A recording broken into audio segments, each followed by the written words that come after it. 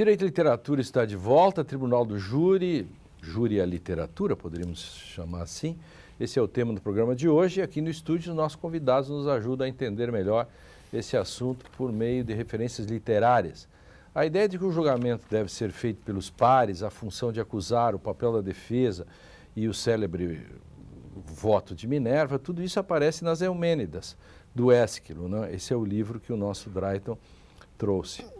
E, Drayton, eu queria que você só esclarecesse um pouco melhor essa questão do... E também porque ele é a origem, né? Dali,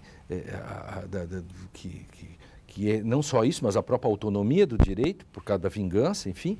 Mas também depois eu queria ouvir, na sequência, não tem ordem nenhuma nesse sentido, de outros textos e localizar o júri em outros textos literários nessa discussão agora. Drayton.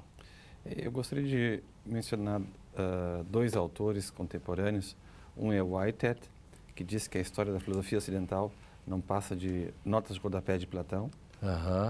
E Vittorio Hösle, que leciona em Notre Dame nos Estados Unidos, mas é alemão, e que diz que para compreender a natureza humana é muito melhor do que ler certos autores contemporâneos. Ele cita o recém-falecido Günter Grass. Ele diz que é aconselhável que se leiam as tragédias gregas, para saber o que é o ser humano. E esse autor, que é Ésquilo, é um autor riquíssimo, por isso que é um clássico. Cada linha, cada palavra das Eumênides tem uma riqueza enorme. E o que acontece aqui? Orestes matou Clitemnestra, isto é, matou a própria mãe. Por quê? Porque a mãe havia matado Agamenon, o esposo dela e pai de Orestes. E aqui aparece, então, a figura das Eríneas, que representam a vingança. Uma tradução para Eríneas é fúrias, fúria. Elas representam aqui uma teoria absoluta da pena, né? Se ele matou, o castigo a ser infligido a ele é a morte. A retribuição está presente. É uma proporcionalidade, né? Mas é interessante a gente perceber que a atuação delas se dá nos crimes de sangue dos consanguíneos, né? Exatamente. Inclusive, ela pede, as Eríneas pedem uma exceção de competência aqui para si mesmas, porque elas dizem assim, não interessa que a Clitemnestra tenha matado o esposo.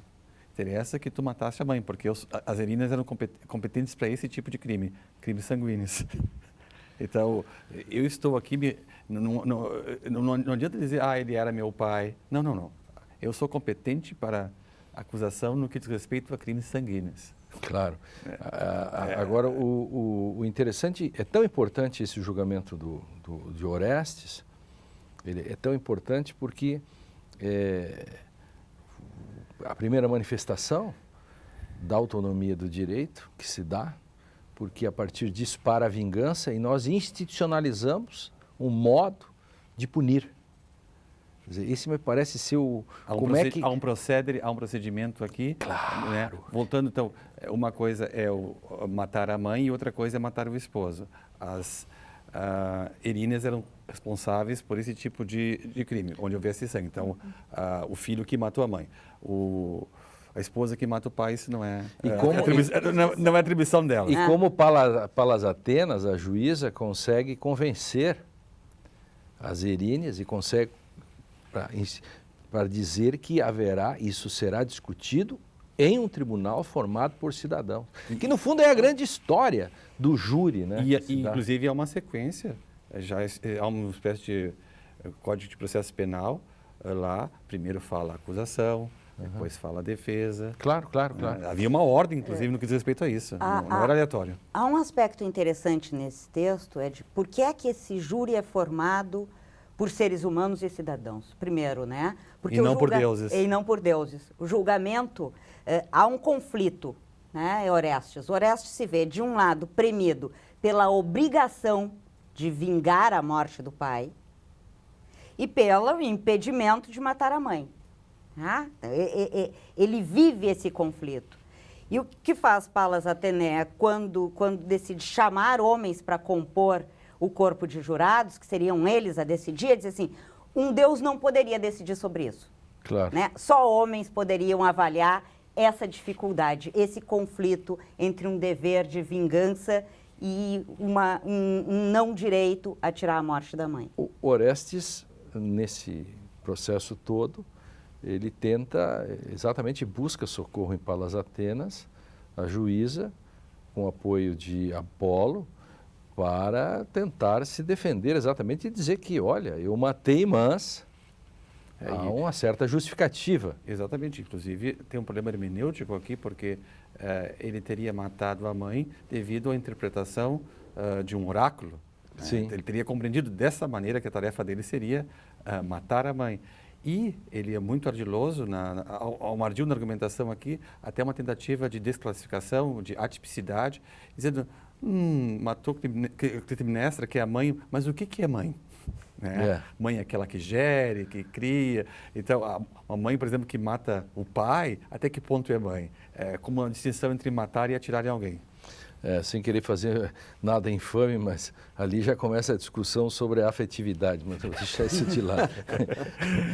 Auri, que outros textos, estamos assim, digamos, focados nesse momento, a partir de Orestes, a partir de outros textos, nós temos todos os livros que tratam de grandes julgamentos da história, né, que se transformaram em romances, outros foram romanceados.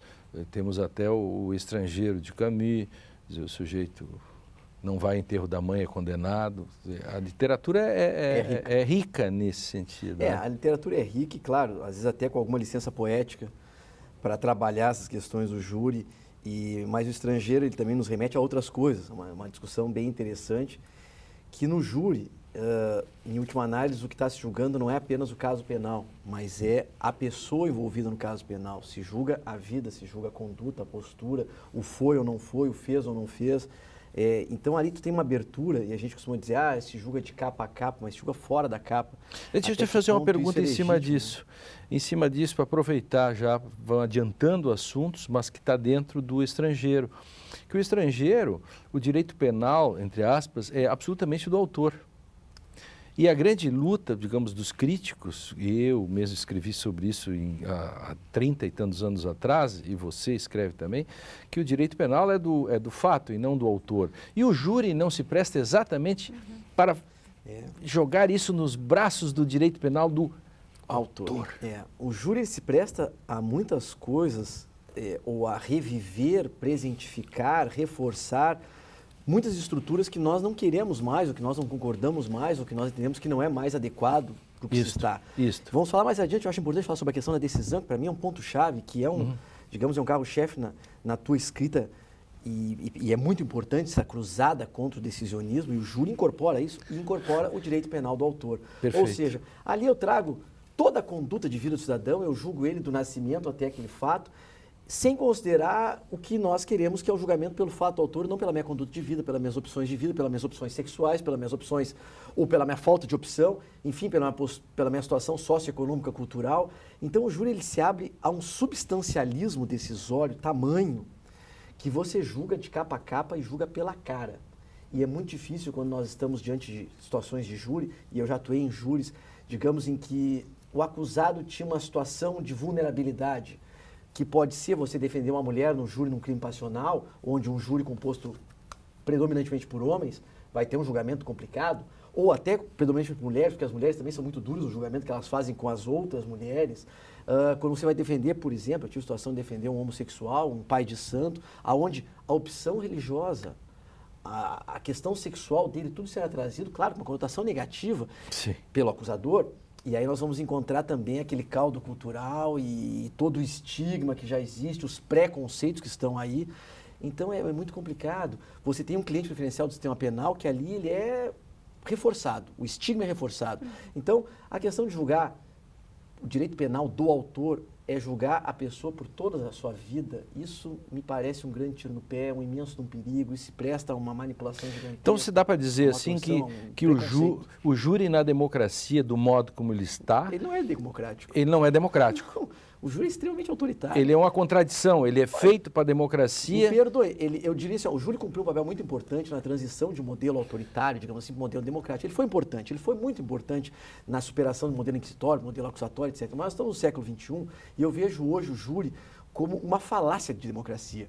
Sabe, um discurso falacioso. O júri é autoritário, o júri é prepotente, o júri julga pela vida toda, pelo sim e pelo não, decisionismo absurdo, totalmente antidemocrático. Na esteira do Auri, eu diria assim que é um belo exercício sofístico. Os sofistas fariam bastante bom negócio hoje, um bom negócio, se fosse como participar do Tribunal do Júri. Você sabe que em 1988, 9, eu escrevi sobre isso e mostro que já então eu defendia que não se deve utilizar antecedentes do réu em plenário. Hoje Fui um é dos isso. primeiros no Brasil a jogar pesado com relação a isso para mostrar, denunciar, né, e faço uma série de sugestões. Digamos, para mim, o júri tem que se transformar urgentemente num escabinato, no que tenha uma mistura de juízes e jurados e que ali seja fundamentado. Existem países que fundamentam. Uma democracia não se comprar, certo, Auri? Com alguém que decida. Sim, porque sim, não porque não. Né? Drayton, porque sim ou porque não? Quer dizer, o fator cerveja skin. Eu ia falar. Porque eu sim. não quis falar. Porque sim ou porque não. E daí? Isso aqui não é opinião, isso aqui é fundamentação, é motivação, é exercício de poder, tem que se legitimar. Ou voltando ao estrangeiro, não compareceu ao enterro da mãe. Não chorou. Não chorou. Chorou. No enterro da mãe. Não chorou. E aí, Condene-se-lhe-o. eu queria só ler um pequeno trecho Por do favor. estrangeiro, especificamente, né? Do Ah, estrangeiro. você... maravilha. Eu trouxe, no estrangeiro de Camus, que é a chegada dele ao tribunal, né? Isso. E aí ele vai dizer como é que é a reação dele diante do corpo de jurados, que praticamente não aparece nesse livro, né? Mas que é quem vai condená-lo. Ao chegar, o porteiro olhou-me e depois desviou os olhos. Respondeu às perguntas que lhe dirigiam. Disse que eu não tinha querido ver mamãe, que eu tinha fumado, que tinha dormido e que tinha tomado café com leite. Senti então que alguma coisa agitava toda a sala e compreendi pela primeira vez que eu era culpado. Que é exatamente isso que falávamos aqui, quer dizer, a religião do cara, tudo isso entra. Tudo. A roupa. Você quer ver uma coisa? Desculpa interromper, mas quando eu fui defender uma mulher num júri, uma das situações muito problemáticas, eu passei uns 3 meses estudando, não um processo, mas tudo de sapato. Eu precisava saber que mule não era um bichinho, era um sapato, que era um escarpão, porque aquilo ali, dependendo do sapato, se for demais, e dependendo de quem está julgando, isso aqui é uma perua, ela acha que está onde? Desfilando Padre Chagas? Não, vou condenar. Senta de menos, cafona, 20 anos, crime de onda. Isso pesa, é um horror. Isso não é democrático. O Direito de Literatura faz um breve intervalo, vamos retirar-nos para deliberar. Na volta, nosso debate sobre o Tribunal do Júri e íntima convicção prossegue, vamos falar um pouco sobre os diferentes sistemas jurídicos. Nós já voltamos, não saia daí.